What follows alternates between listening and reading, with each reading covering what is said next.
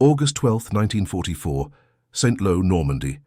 The afternoon sun cast long shadows across the rubble-strewn streets as Technical Sergeant Daniel Coleman of the 20th Infantry Regiment, 1st Infantry Division, navigated through what remained of the once picturesque Norman town. He believed his mission was simple: coordinate supply deliveries to the newly established field hospital.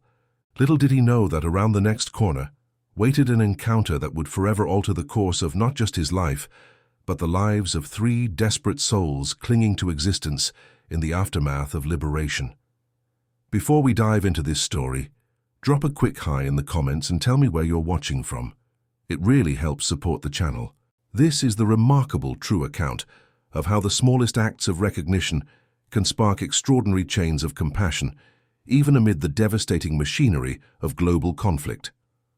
The summer air carried the distinct scent of cordite mixed with dust and decay. St. Lo had been essentially leveled during the liberation campaign, earning the grim nickname the capital of ruins among Allied forces.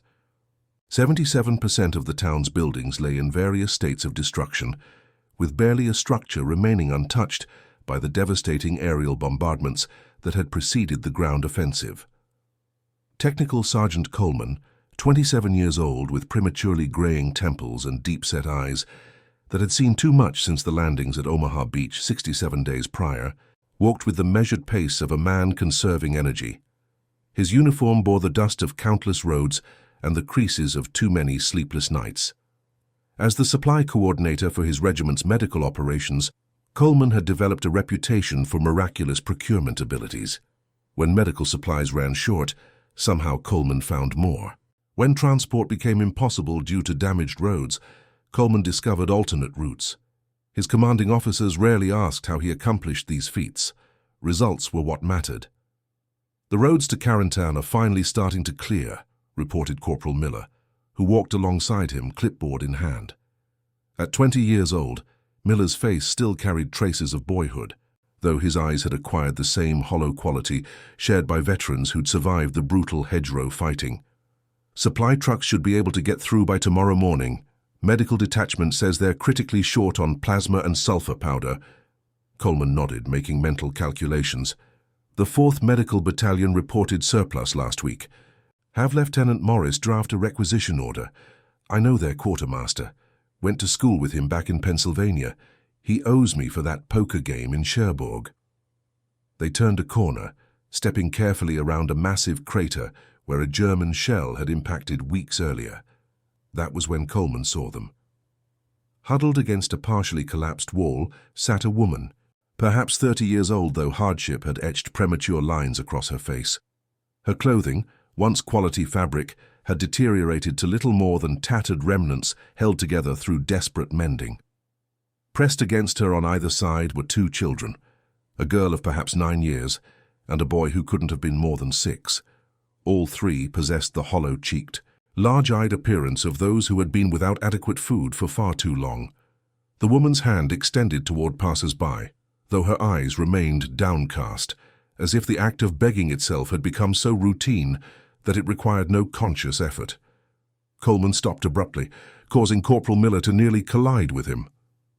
"Sarge?" Miller questioned, but Coleman barely heard him. A peculiar expression crossed the technical sergeant's face. Confusion, then disbelief, followed by absolute certainty. He approached slowly, as one might approach a mirage, fearing it might evaporate upon closer inspection. "Elise?" he said softly. "Elise Beaumont?" The woman's head lifted, wariness immediately replacing resignation in her expression. When her eyes met Coleman's, there was no immediate recognition, only the caution of someone who had learned that attention from soldiers rarely meant anything good. "Excusez-moi, madame," Coleman continued in halting French. "Je m'appelle Daniel Coleman, Pittsburgh, Pennsylvania, 1937. Professor Marchand's literature class." The transformation that overtook the woman's face happened in stages. First confusion, then concentrated effort as she searched her memory, followed by widening eyes and parted lips as recognition finally dawned. "Daniel," she whispered, her voice hoarse from disuse. "Le poète américain?" A smile broke across Coleman's weathered face. We, though I was never much of a poet, just an American student who couldn't properly conjugate French verbs. For a moment, the years of war seemed to fall away from Elise Beaumont's face as she smiled, a genuine expression that momentarily transformed her back into the vibrant exchange student Coleman had known at the University of Pittsburgh nearly 7 years earlier. Corporal Miller stood awkwardly to the side, utterly bewildered by this unexpected reunion amidst the ruins. You know each other, Sarge?" he finally asked. Coleman nodded without taking his eyes off Elise and the children. "We were students together before the war. Elise was part of an exchange program from the Sorbonne." He switched back to French. "These are your children?" The smile faded from her face as she nodded, protectively drawing the children closer. "Yes, Mathilde and Louis." She hesitated before adding, "Their father, my husband Jacques, was taken 2 years ago. We have heard nothing since." The unspoken truth hung in the air between them. Thousands of French civilians had been taken during the occupation, some for forced labor in Germany, others for suspected resistance activities. Many would never return. Coleman immediately reached into his pocket and pulled out a chocolate bar, part of his rations he'd been saving. He broke it into pieces, offering them to the children, whose eyes grew enormous at the sight of such treasure. "May they?" Coleman asked Elise, who nodded permission to her children. As the children cautiously accepted the chocolate, Coleman made a swift decision. "Where are you staying?" Elise gestured vaguely toward the ruins behind them. "There is part of a room still standing. The roof is mostly there." Coleman exchanged glances with Corporal Miller, whose expression had shifted from confusion to concern as he began to understand the situation. "That won't do," Coleman said firmly. "Not for tonight, not for any night. Miller, run ahead to Captain Wells. Tell him I need emergency billeting authorization for 3 French civilians. Priority medical concern." "But Sarge, the captain won't—" "Tell him I'm calling in my marker.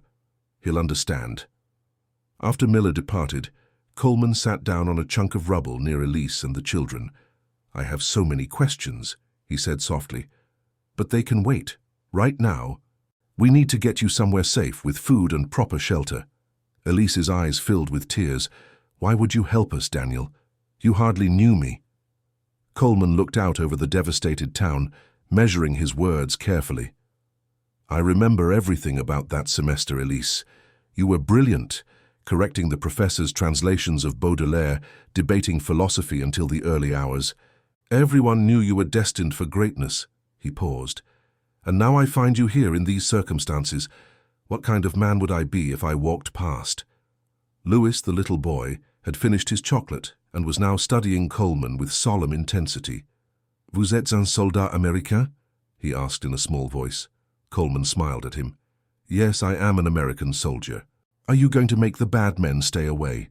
The question carried the weight of a child who had seen far too much. "They're already gone from St. Lo," Coleman assured him, "and they won't be coming back." Within 2 hours, Coleman had secured temporary quarters for Elise and her children in a house that the American forces had requisitioned for administrative purposes. Captain Wells, a gruff but fair-minded officer, who indeed remembered the marker Coleman had mentioned, authorized not only the emergency housing, but also arranged for the family to receive proper medical attention at the field hospital. Dr. Leonard Richardson, Chief Medical Officer for the regiment, personally examined all 3. "Malnutrition, obviously," he informed Coleman privately after the examinations. "The boy has a respiratory infection we need to monitor. The little girl shows signs of rickets, vitamin D deficiency. The mother is in surprisingly good condition, considering what they've likely been through, though she's suffering from exhaustion and is significantly underweight." "Will they recover fully?" Coleman asked, concern etching his features. "With proper nutrition and care, yes, but they're far from the only civilians in this condition, Sergeant. We're seeing hundreds like them." Coleman nodded grimly. "I understand, Doc, but these 3, they're special." Dr. Richardson raised an eyebrow but asked no further questions. In the chaos of post-liberation France, personal connections to the local population weren't uncommon, though most involved romantic entanglements rather than academic ones. That evening, after ensuring Elise and her children had proper meals and comfortable beds for the night, Coleman sat with his old acquaintance in the small anteroom of their temporary quarters. The children had fallen asleep almost immediately after eating, a deep, exhausted sleep that spoke volumes about their previous living conditions. "Tell me everything," Coleman said gently. "What happened after you returned to France?" Elise's hands trembled slightly as she cradled the cup of real coffee Coleman had procured, a luxury she hadn't tasted in years. "I finished my studies at the Sorbonne in 1939, just before the war began. I met Jacques during my final year. He was studying architecture. We married quickly, perhaps too quickly with the threat of war looming." Her voice softened. "Matilda was born in 1940, just after the occupation began. Louis came 2 years later." "And Jacques?" Coleman asked, though he suspected the answer. "He joined a resistance cell in 42. They helped downed Allied airmen escape through the countryside." Her eyes took on a distant quality. "The Germans came for him in February of 43. A neighbor had reported unusual activity. They took 7 men from our street that night. We received no information afterward, nothing. Some wives received notices of their husbands being sent to labor camps in Germany, but I received nothing."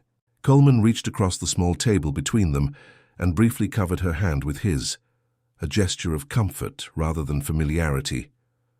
"How did you end up in St. Lo? I remember you were from Paris. When Paris became too dangerous, when they began rounding up families of suspected resistance members, we fled. Jacques had a cousin here who offered shelter, but then—" She gestured vaguely, encompassing the devastation outside. "The bombings came. His cousin's home was destroyed. We have been surviving however we could since then." Silence fell between them, as Coleman absorbed the magnitude of what she'd endured. Outside, the sounds of military vehicles and distant voices created a backdrop of organized chaos as Allied forces continued consolidating their positions and rebuilding critical infrastructure. "I have connections," Coleman finally said. "Supply routes, transportation capabilities. The regiment will be moving eastward soon, but I can arrange for you and the children to be transported to a proper refugee center. There are aid organizations setting up operations throughout the liberated territories." Elise's expression tightened. "We have been to a refugee center already, near Carentan. The conditions were difficult, overcrowded, minimal food, and there were incidents with some of the guards." She didn't elaborate, but her meaning was clear enough. "We left after 3 days, believing we would find better circumstances here." Coleman's jaw clenched briefly. He'd heard reports of mismanagement at some hastily established facilities.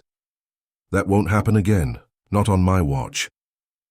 3 days passed, during which Coleman visited Elise and her children whenever his duties permitted. He brought supplies, proper clothing, additional food, books for the children. Matilda, the 9-year-old, had apparently inherited her mother's intellect and devoured the English-language children's book Coleman had found among the personal effects of a lieutenant who had been sent home after being wounded. Louis remained more withdrawn, but began to show signs of warming to Coleman's presence, particularly when the sergeant brought a hand-carved wooden soldier that one of the men in his unit had created. During these visits, Coleman also learned more about Elise's life during the occupation. She had taught at a small school until the authorities discovered her husband's resistance connections.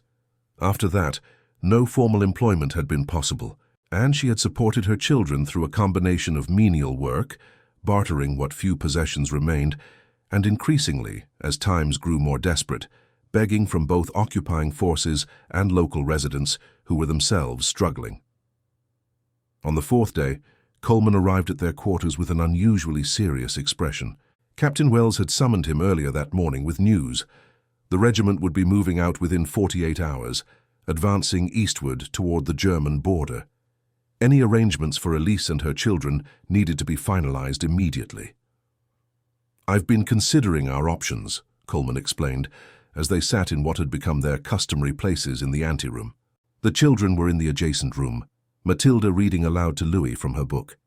"The official refugee channels are overloaded, and based on your previous experience, I'm reluctant to place you in that system." Elise nodded, her expression carefully neutral. She had grown accustomed to disappointment and was clearly preparing herself for the inevitable moment when this unexpected support would end. "So I've made an alternative arrangement," Coleman continued. He withdrew several documents from his breast pocket and placed them on the table between them. "These are travel authorizations signed by Colonel Jameson himself. They will allow you and the children to travel to Cherbourg, where you'll board a transport ship." Elise's brow furrowed as she examined the papers.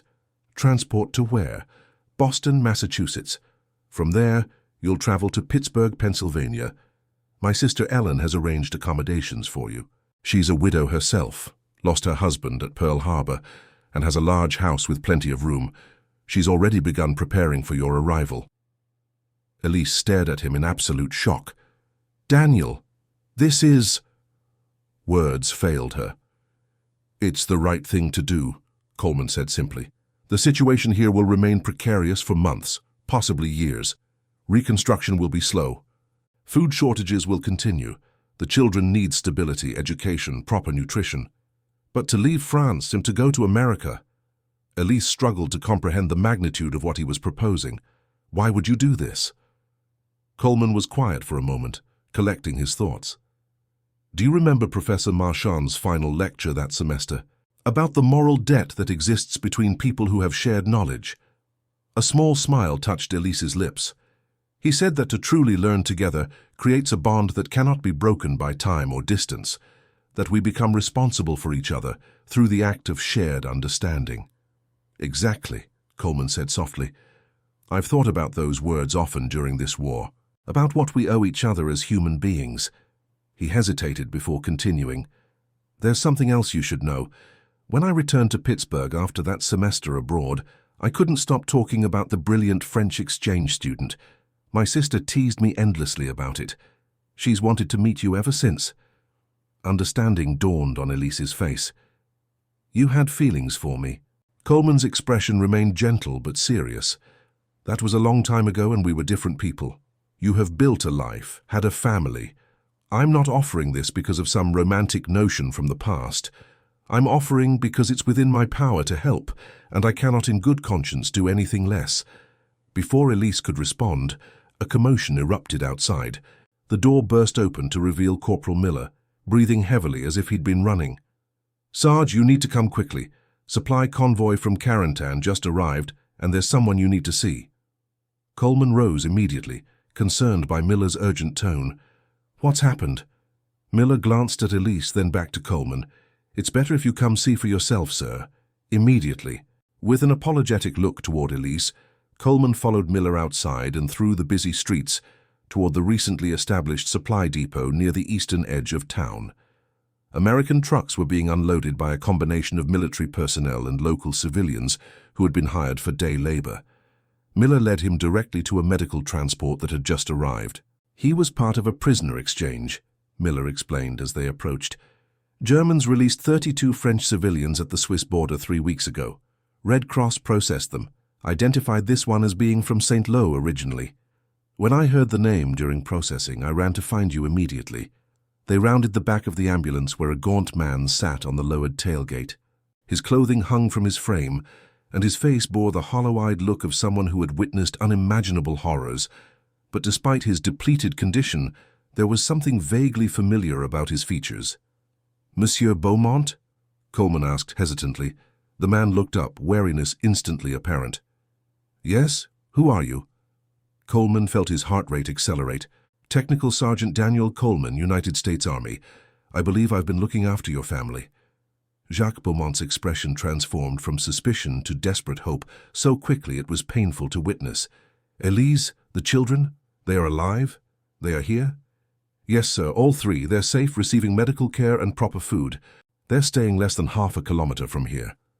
The man attempted to stand but swayed unsteadily on his feet. Coleman and Miller immediately moved to support him. "Easy, sir. You've clearly been through an ordeal. Let's get you to them safely." What followed was a reunion so profound that the hardened military personnel who witnessed it found themselves turning away, overcome by emotion. Word spread quickly through the American encampment, and by evening, the story of the French resistance fighter reunited with his family had reached even the commanding officers. Elise's scream of recognition when she first saw Jacques echoed through the building. The children, initially confused and even frightened by the emaciated stranger, soon recognized their father despite his altered appearance. Louis launched himself into his father's arms with such force that Jacques nearly lost his balance, while Mathilde stood frozen for several moments before approaching cautiously, as if fearing he might disappear if she moved too quickly. Coleman retreated to give the family privacy for their reunion, stationing himself outside to ensure they weren't disturbed.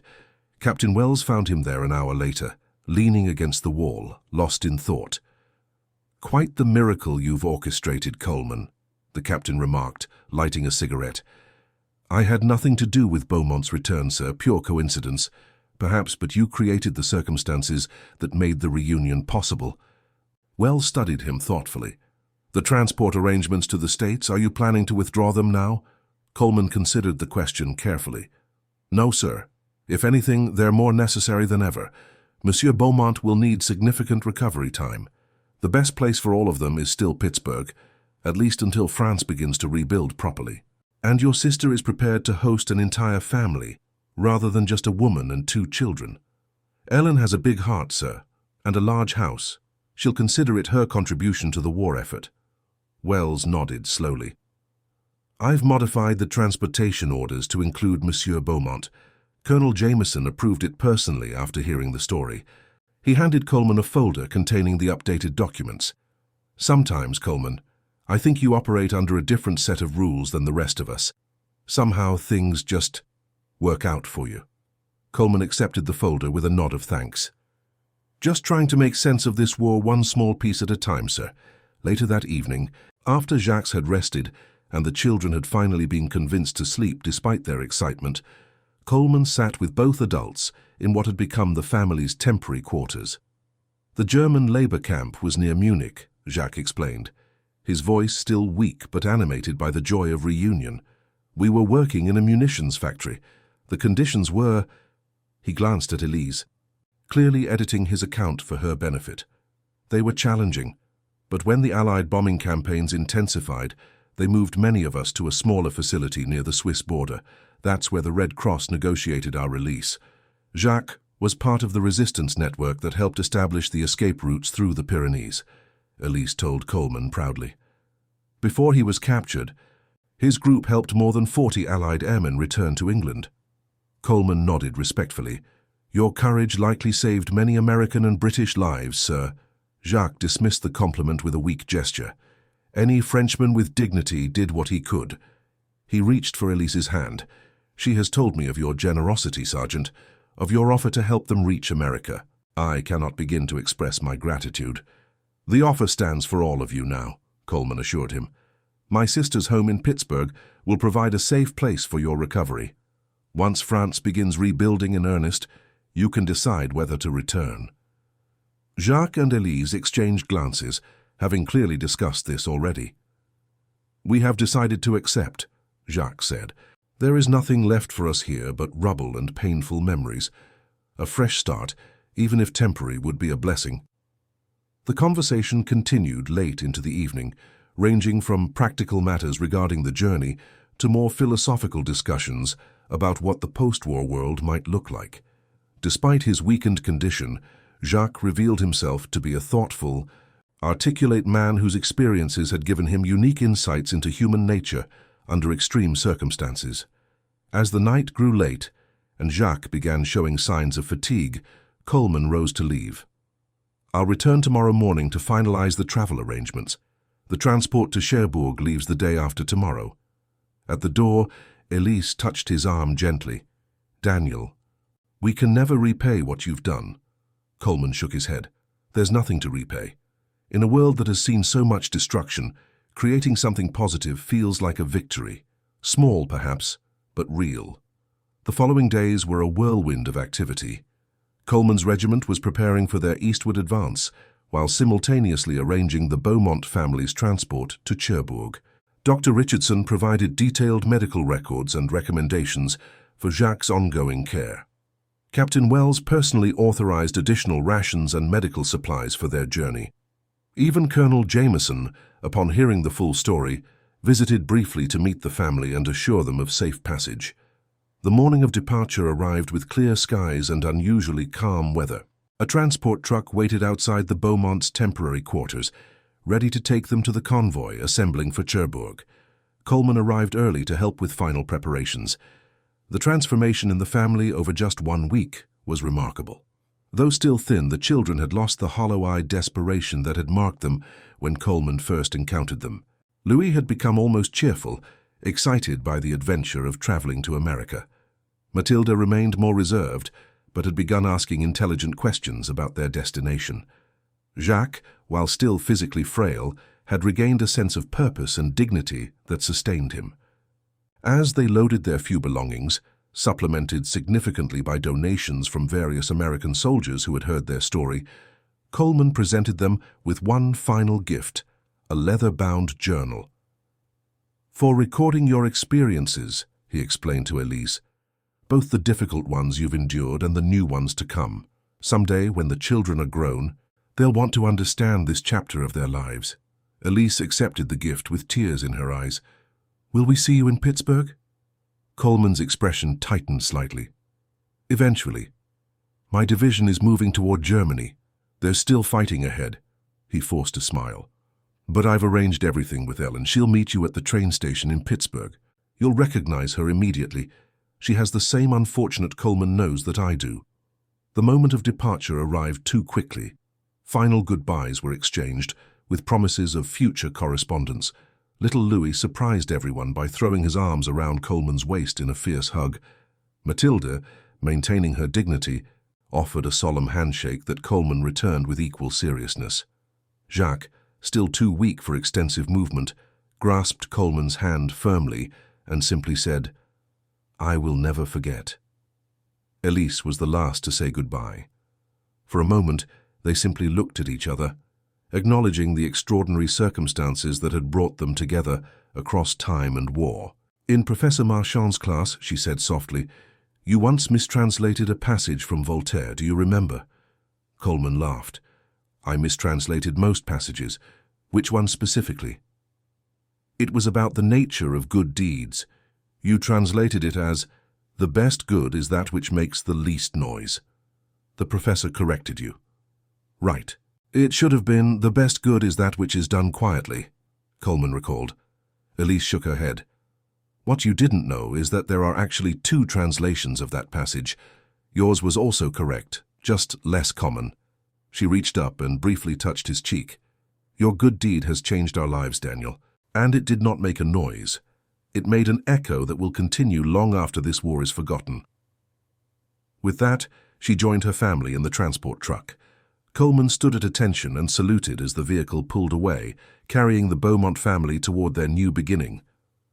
The story of Technical Sergeant Daniel Coleman and the Beaumont family circulated widely among the troops of the 1st Infantry Division as they continued their advance across France and eventually into Germany. It became something of a legend, a rare moment of humanity amid the brutal machinery of war. Some details were exaggerated in the retelling, others were forgotten. But the essential truth remained. In the midst of global conflict, one small act of recognition had sparked a chain of events that transformed lives. After the war ended, Daniel Coleman returned to Pittsburgh and completed his interrupted education, eventually becoming a professor of French literature at the same university where he had first met Elise Beaumont. The Beaumont family did indeed stay with his sister Ellen initially, but within 6 months had established their own household in the Oakland neighborhood of Pittsburgh. Jacques recovered his health and found work as a draftsman with an architectural firm helping design new buildings for post-war Europe. Elise became a French instructor at a local high school, her first-hand knowledge of the occupation years making her history lessons uniquely compelling. The children adapted quickly to American life, though they maintained their French language and cultural connections.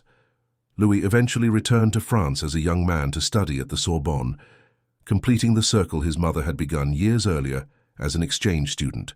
Matilda remained in the United States, ultimately becoming a physician specializing in childhood nutrition, a career choice directly influenced by her early experiences of deprivation during the war. Daniel Coleman and the Beaumont family maintained their connection throughout their lives. Their shared experience, a chance encounter amid the ruins of war that led to an extraordinary journey of redemption and renewal, became the foundation for a lifelong bond that transcended ordinary friendship. In the decades that followed, as Europe rebuilt and the war receded into history, they often reflected on the remarkable concatenation of circumstances that had brought them together at precisely the right moment. Perhaps most significantly, their story exemplified how individual actions, even small ones, could stand in defiance of the dehumanizing forces of industrial warfare. In a conflict defined by staggering statistics, millions dead, thousands of towns destroyed, entire countries reduced to rubble, the reunion of one family represented a tiny but profound victory for human connection over mechanized destruction. Years later, when asked about his most significant contribution to the war effort, Daniel Coleman never mentioned the supply missions he coordinated, the medical evacuations he facilitated, or even his combat experiences. Instead, he would simply smile and say, "I once recognized someone I hadn't seen in years." Everything good flowed from that single moment. In 1972, nearly 3 decades after their meeting in the ruins of St. Lo, all 5 gathered in Normandy for the dedication of a memorial to civilian casualties of the liberation. By then, the scars of war had faded from the landscape, replaced by reconstructed towns and prosperous farms.